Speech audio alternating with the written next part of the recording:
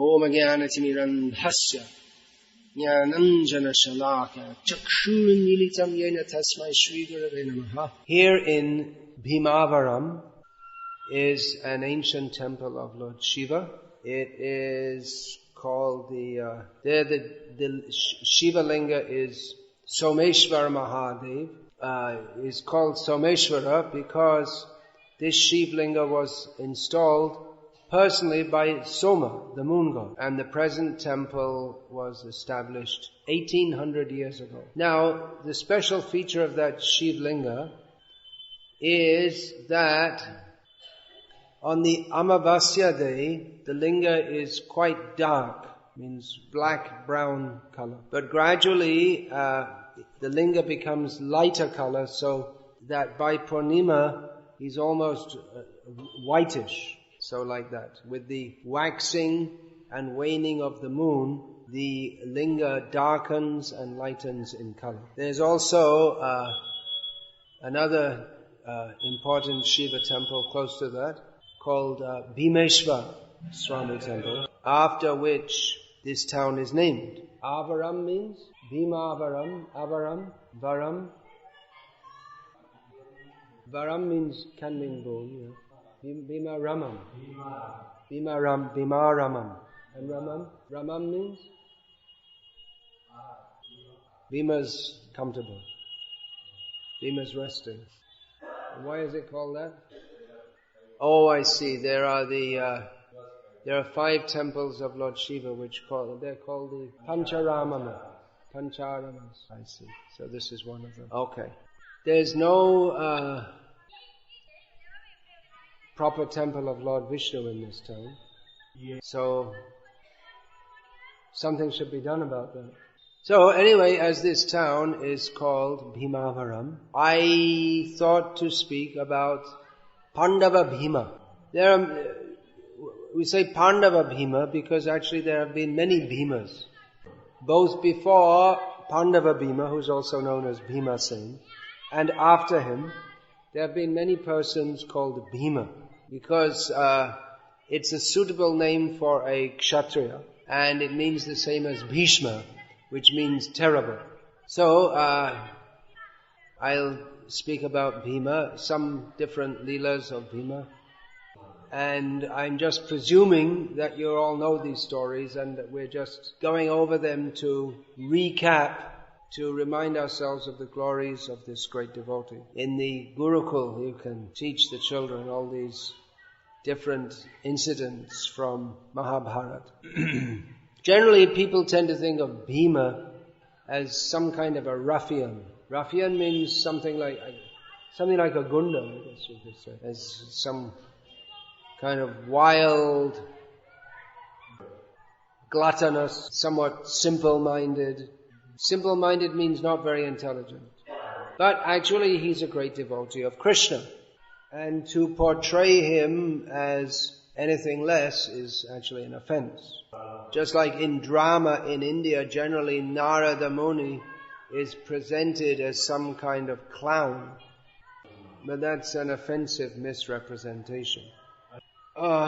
So Bhima, he may appear to be rough. It's not exactly Bhayankar. Rough means to be somewhat violent and also not very cultured. But certainly he is fearsome to the non-devotees, to the demons in particular. But that is required to protect the devotees. So in the Madhva Sampradaya especially, Bhima is venerated, and they emphasize that Hanuman, who came in Treta Yuga to serve Lord Ram, came as Bhima in Dwapara Yuga to serve Lord Krishna, and again came as Madhvacharya to serve the mission of Lord Krishna in Kali Yuga. So in the Madhva Sampradaya, some qualities of Bhima have been enumerated, beginning with Bhakti, Vishnu Bhakti.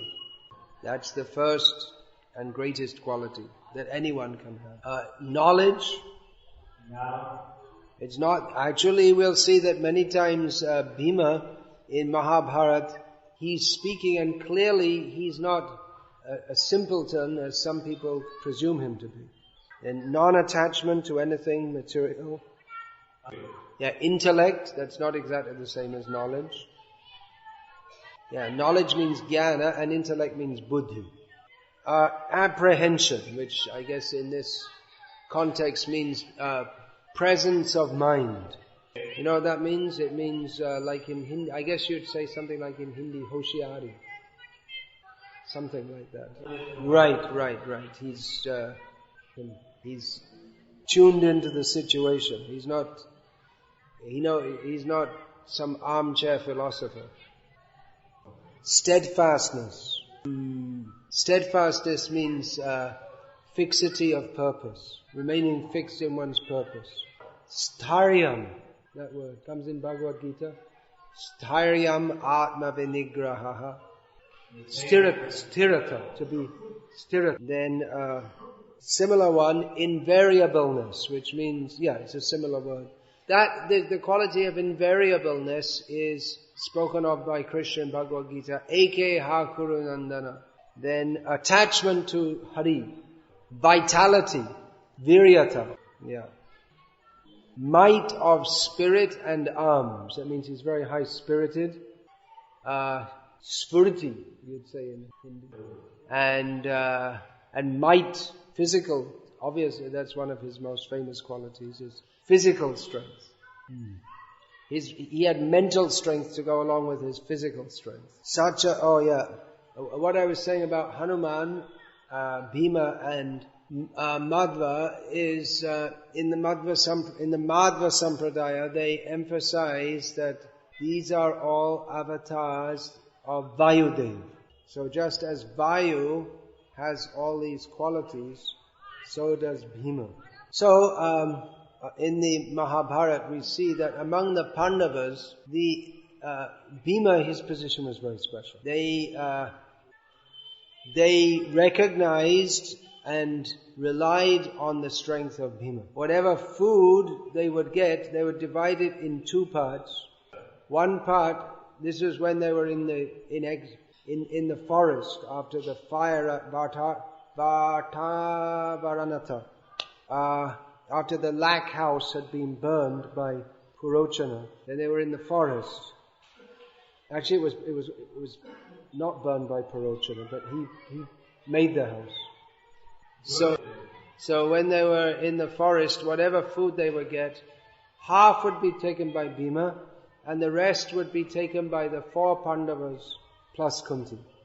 So they were always confident of Bhima protecting them, and that Bhima was completely invincible.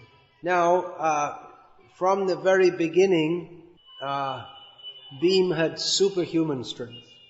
And just like there was rivalry between Arjuna and Karna, of course Karna came a little later, but from the very beginning, Bhima and Duryodhana, there was rivalry between them. And Duryodhana means, with the other 99, Dhatarashtra, sons of Dhritarashtra. Sometimes the sons of Dhritarashtra, they would climb into a tree to collect the fruit. Another way of getting the fruit down is for Bhima, he would shake the tree so the fruit would come down. But he would wait till all the sons of Dhritarashtra were in the tree, then he'd shake it, and they'd fall down along with the fruit. Along with the fruit. The sons of Dhritarashtra, they'd fall down. He shook them out of the tree. And Bhima would simply laugh. So Arjuna, he was famous as the best disciple of Dronacharya. He was assiduous in practice, especially in archery. So all the Kshatriyas, they could fight with different weapons. Now Arjuna, apart from fighting with bows, he could also fight with javelins, swords, clubs, and various other weapons. But Arjuna was famous for fighting with the bow. And Bhima was famous for fighting with the club. So Bhima, he didn't practice as assiduously as did Arjuna. He was naturally a skilled fighter. And apart from that, he was confident of his own strength. That even if there is someone who's very skilled in fighting, Bhima was confident that he could overcome them by his strength. Bhima was confident that even if he was to face a fighter who was very skillful in the use of arms, Bhima was confident that by his superior strength he would overcome them. So eventually he came to fight Duryodhana, who Duryodhana, even after studying under Drona, he took further lessons in club fighting from Balaram and became very skillful in club fighting. So that when Bhima and Duryodhana met in a duel, a club fighting duel, it wasn't clear who would win, because Bhima was the strongest, but Duryodhana was very expert in technique. So while all the boys, that means the Kauravas and the Pandavas, they were studying in the Gurukul of Drona together. So among the other pranks that Bhima would play, he would catch the sons of Dhritarashtra and go underwater with them. And Bhima, he could hold his breath. He's Vayu, he can hold his breath as long as he likes. But he would only let the boys go until they're almost completely drowned. So Duryodhana felt very insulted, and he's a wicked person. So he had Bhima's food poisoned. But Bhima's got a very strong digestion, for which purpose, one famous name of Bhima is Vikrodara, which means he has a stomach like a wolf. In other words, he has a very strong digestion. Wolf. A wolf means you don't get... Well, it means... I guess it means like a jackal actually, but a wolf... Like a wild dog. Vrika. You say in Telugu, you have some word for that? So, Srila Prabhupada, he instructed his disciples that if you like, you can eat like Bhima. You can eat as much as Bhima. But then you have to do activities like Bhima also. He wasn't just eating and getting diabetes, but he was performing extraordinary activities. So when he ate the poisoned food, he simply burped and finished, digested. One time, Bhima, he was sleeping near the bank of a river. So this is just when he was a young boy, and the Kauravas were young boys.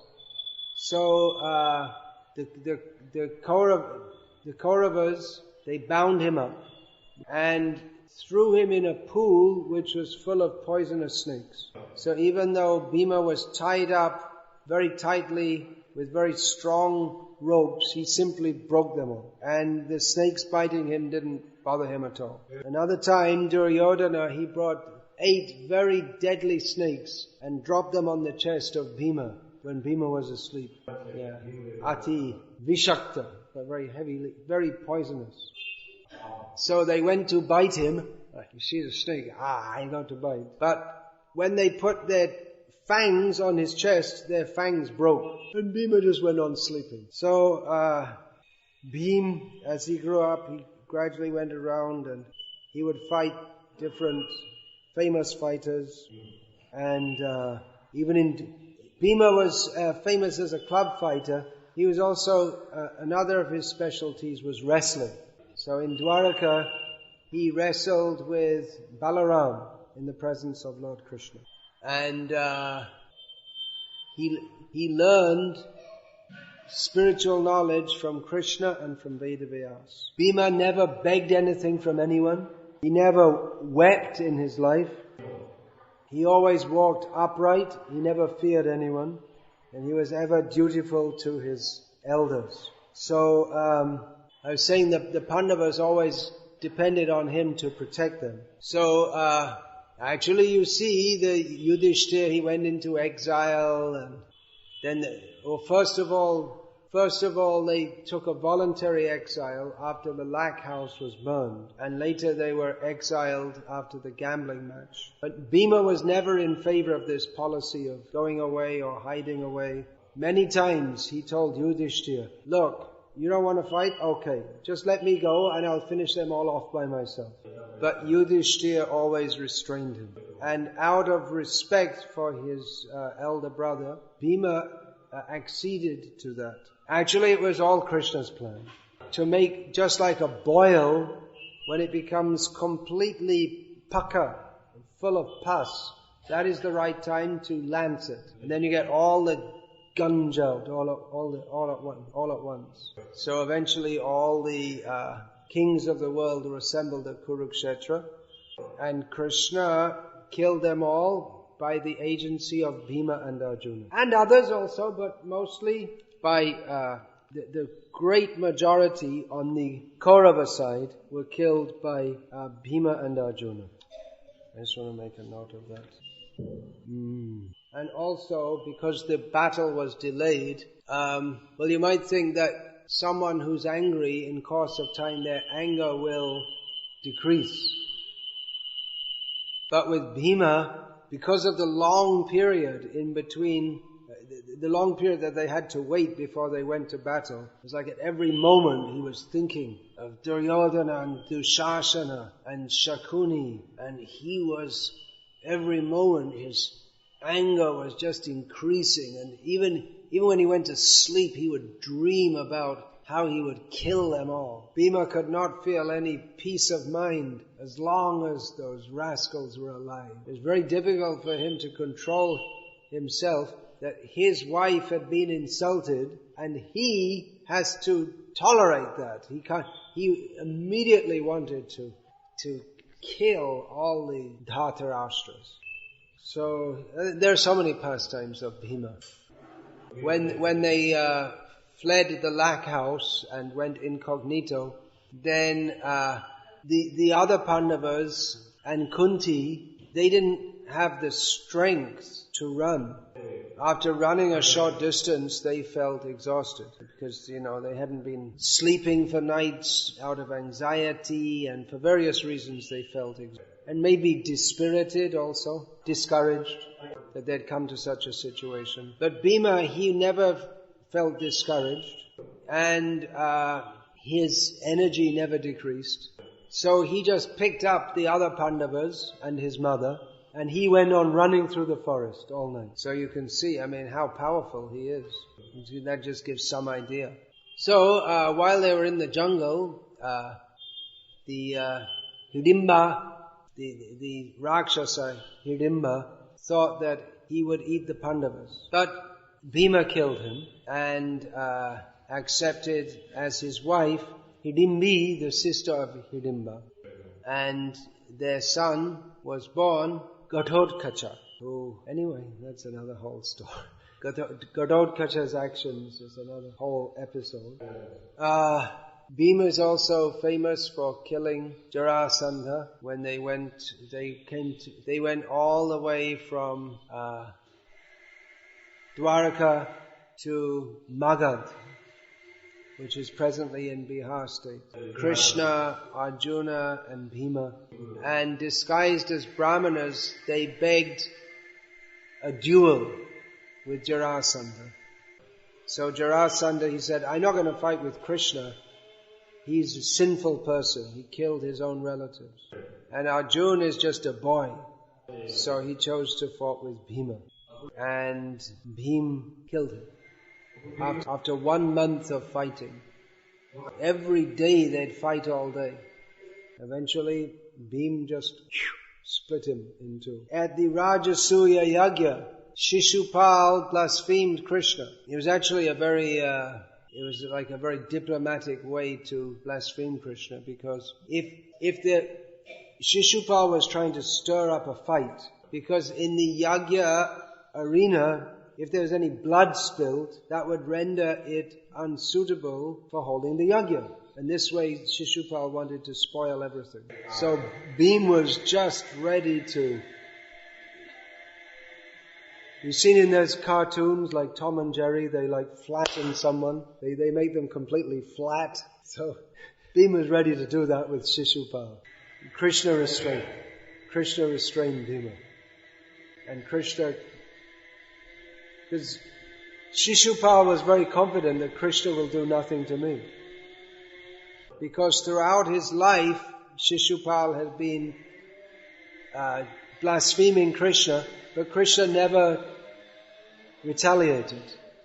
But this time Krishna retaliated and cut off Shishupal's head without spilling even a little drop of blood. At the Asat Sabha, or the gambling match, Duryodhana insultingly showed his thigh to Draupadi. And at that point, Bhima, he vowed to break the thigh of Duryodhana. When Duryodhana suggested that Sri Krishna could be put up as a wager in the gambling match, then Bhima swore that he would kick the head of Duryodhana. And because Dushasana had so badly insulted Draupadi, Bhima vowed that he would rip open the chest of Dushasana and drink the blood from his heart. When the Pandavas were going into exile after the gambling match, Bhima was seen to be raising his arms as they walked off to the forest. That indicated that by the strength of his arms he would destroy the wicked. Oh, there's an important episode which I have to go back to. When they were living incognito after the burning of the lac house, they stayed in the place called Ekachakra. So there was one demon who lived in the forest outside the town. He was called Baka. And there was to stop him terrorizing the town, there was some arrangement that one family would send one member every month for this Rakshasa to eat, along with all other food. So Kunti and the Pandavas, pretending to be Brahmanas, they were lodged in the house of a Brahmana. One day when the Pandavas were out begging, Kunti heard that their hosts, the host family, were talking among themselves in a very distressed manner. And she came to know that this family, which consisted of Hamdo Hamare Do, mother, father, one son and one daughter, it was their turn to send one member of the family to be consumed by Baka. So Kunti interrupted and said, "You don't send anyone, I'll send one of my sons." And the family, they didn't want to accept this. But Kunti said that, well, I have 5 sons and you only have 1, so I can better spare one than you can. So Kunti had the idea to send Bhima, knowing that no Rakshasa was going to eat Bhima. Bhima would kill the Rakshasa. So the family had to send 1 human being plus cartloads of food to that Rakshasa. So Bhima went along with the cartloads of food. And he simply sat on the carts and ate all the food. So when they arrived in front of Bakasura, the Baka saw, "Hey, what's going on? You ate all the food that was supposed to be eaten by me." So Bhima didn't bother responding to him. He just went on eating. Anyway, that was the end of Bakasura, to make a long story short. So later on in the forest, there was also Jatasura, who was the father of Baka, and Kirmira, who was the brother of Baka. On different occasions, these different Rakshasas were killed by Bhima. After 1 year in the forest, Bhima and Yudhishthira had a discussion about dharma. Because Bhima was just, we're supposed to be 13 years. We have another 12 years to go. Just forget it. I'll go and kill them all. And Bhima was especially afraid that Yudhishthira, who was very soft by nature, would forgive all the Kauravas. Bhima didn't want that they should be forgiven. So Bhima, he took a vow to kill all the sons of Dhritarashtra, with the exception of, what was his name? Yuyutsu, who was, he was actually fighting on the Pandava side. He was the son of Dhritarashtra, but not the son of Gandhari. So one by one, he was killing them all. Once Bhima, in a fight with Karna, he had the chance to kill Karna, but he left him alone. He said, no, you will be killed by Arjuna. When Duryodhana saw Bhima just ravishing his forces, he asked Karna what to do. How can we stop Bhima? But Karna, he said, there's nothing you can do. Oh, there are so many activities. Even before we got to the battle, there were so many activities. How Bhim, he met Hanuman. He was wandering in the heavenly regions looking for some flowers for Draupadi. On a mountain path he came across a monkey. He was a very old monkey. So to observe the etiquette, Bhim didn't want to step over the tail of the monkey. So he said to the monkey, just move your tail so I can go past. The monkey said, I'm too old. I don't have any strength left in my body. I can't move my tail. You move it for me. So Bhima bent down, and he couldn't move the tail either. This Bhima, who would rip up big trees to fight with, who had the strength of 10,000 mad elephants, he couldn't move the tail of the monkey. Bhima said, who are you? That you left, but you have so much strength in your tail that I can't even lift it. Then Hanuman revealed his identity. And Bhima, he asked to see the form of the mighty form of Hanuman expanded so huge that he had used in the assault on Lanka. That during the fight, Hanuman had expanded himself into like a universal form, huge form. And Bhima asked to see that, and Hanuman showed that to Bhima. So, let's get back to, there's so many things. Let's get back to the battlefield. One time in the battle, Ashvatthama let forth one arrow called the Narayanastra. And there's no antidote for that weapon. So it was speeding at the Pandavas, but Narayan, Krishna, knew what to do. There's no weapon which can respond to or quell the Narayanastra, but you can become free from that if you bow down. If you see, you won't be destroyed by Narayan if you don't try to oppose him. So you have to put your weapons aside and bow down, and then the Narayanastra will go over you, and then you won't have any problem. So Krishna, he told Arjuna and all the Pandavas, now this is what you have to do. You have to put your weapons aside, bow down. Then the Narayanastra won't harm you, otherwise you're finished. But Bhima wouldn't do it. He doesn't bow down to anyone, except Krishna. So then that astra hit Bhima, and he was like burning. And Krishna and Arjuna, they ran onto Bhima's chariot and pulled his weapons off and pulled him down, and then the weapon went on and didn't harm him. So Bhima, he thought, even if I have to die, I'm not going to bow down to someone's weapon. During the battle, Bhima, he came across Dushasana. Bhima was so happy. He said, I've been waiting for this opportunity to face you in battle. I've been waiting for 13 years to do this. He said, every moment of my life for the last 13 years, I've just been waiting for this moment. So Bhima slew Dushasana in battle. I mean, it wasn't that easy. Dushasana means difficult to control. He was a great fighter, no doubt. But Bhima slew him. And in accord with his promise, Bhima ripped open the chest of Dushasana. And in the presence of all the warriors, he drank the blood spurting from the chest of Dushasana. And Bhima was dancing round, laughing, cackling like a madman.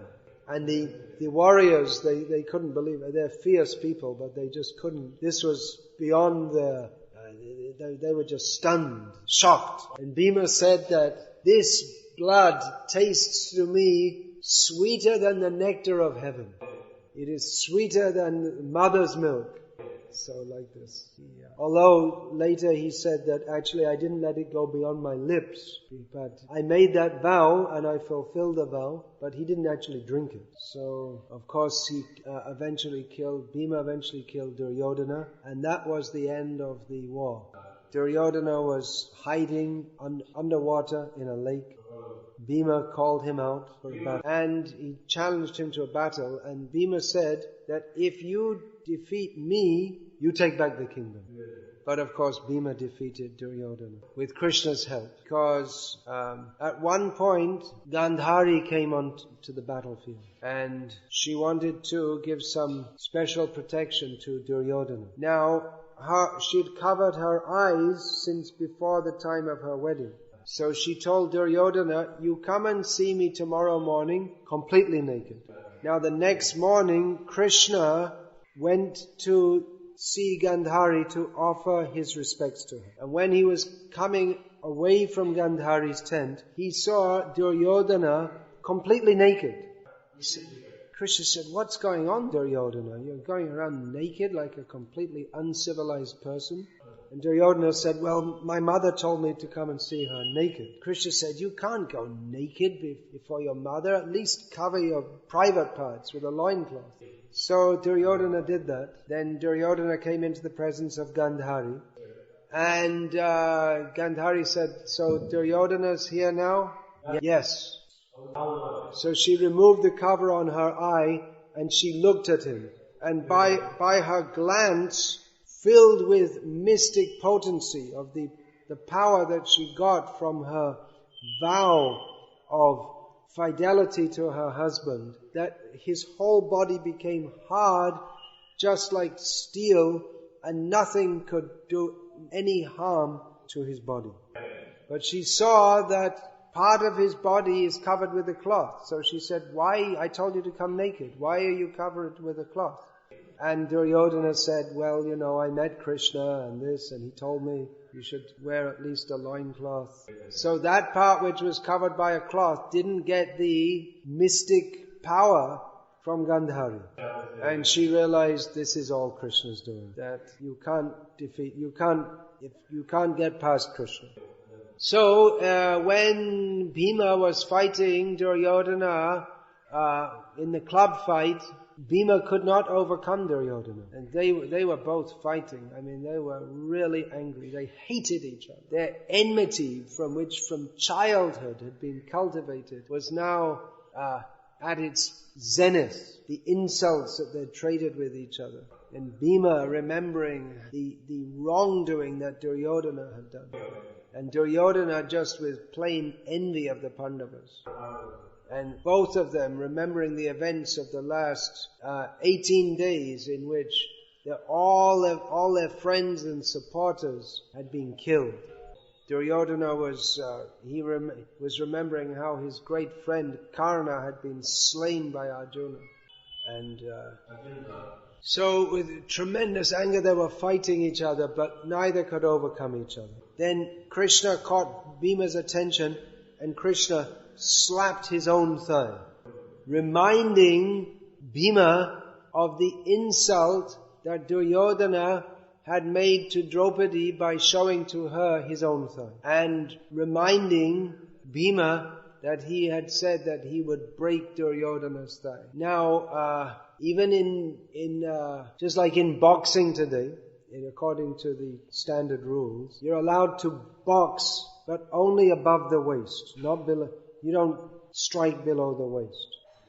So a trained boxer, he'll be fighting and he'll keep his arms up to defend himself, but he won't bother to defend the lower part of his body because that's the other fighter is not going to strike that anyway.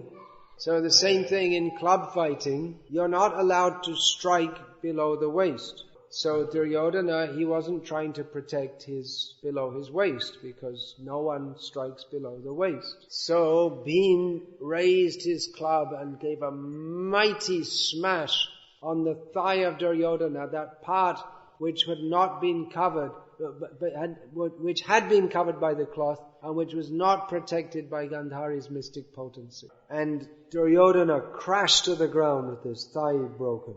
And Bhima kicked his head repeatedly when Duryodhana, the king, was now helpless. And Bhima kicked his head again and again, which no one approved of, but Bhima had promised to do it, and he did it. So Bhima, according to his promise, he killed all 100 sons of Gandhari. So after the battle, Dhritarashtra, he proposed to embrace Bhima. Now, of course, Dhritarashtra was blind, so Krishna told Bhima, you put one, don't go to be embraced by him. You put one rock, one stone statue instead. And Dhritarashtra, he was so strong, by embracing that, he completely crushed it to rubble. He had wanted to crush Bhima to death. So Krishna protected the Pandavas. So, Bhim, he was acting as an agent of Krishna in destroying the sinful people. But ultimately, Krishna was protecting them all. Let's see this. Alright, I'll finish there.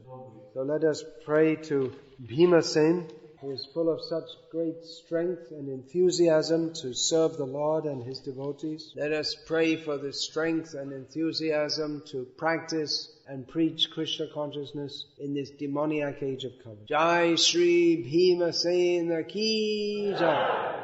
Srila Prabhupada Ki Jai. Hare Krishna. Alright, it's time to take prasadam. So all the Gurukul boys are going to tell all these stories. They're all, they can learn all these stories and keep them always, they'll always want to go to school if you have Ramayana and Mahabharata stories. Nowadays people, they think Sachin Tendulkar is some great person. It's just not even a speck of dust.